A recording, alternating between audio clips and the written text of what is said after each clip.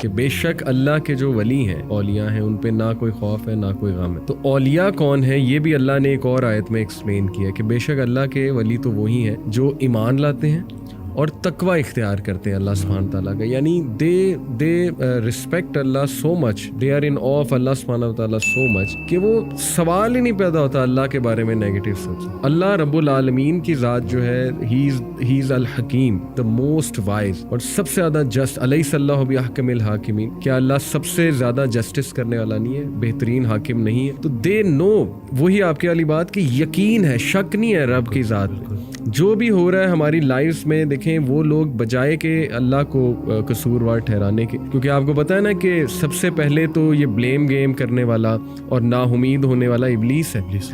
اس نے اللہ کو right then کہہ دیا تھا کہ چونکہ آپ نے مجھے گمراہ کیا اس لیے میں اب ان کو نہیں چھوڑوں. تو وہ بٹر بن گیا، ریونجفل بن گیا، وینجفل بن گیا، اور اس کا حسد بڑھتا جا رہا ہے، اس کی نفرت بڑھتی جا رہی ہے. تو اللہ نے اس کی اگزامپل کوٹ کی کہ چونکہ وہ اپنے رب کی رحمت سے ہی مایوس ہو گیا، تو that's why he is called ابلیس، کیونکہ وہ بالکل ہی نا امید ہے. تو یہ بات آ جا کے وسیم بھائی پھر یقین کی ہی ہے کہ اللہ سبحانہ و تعالیٰ جو ہے نا وہ میرا برا نہیں چاہ سکتا.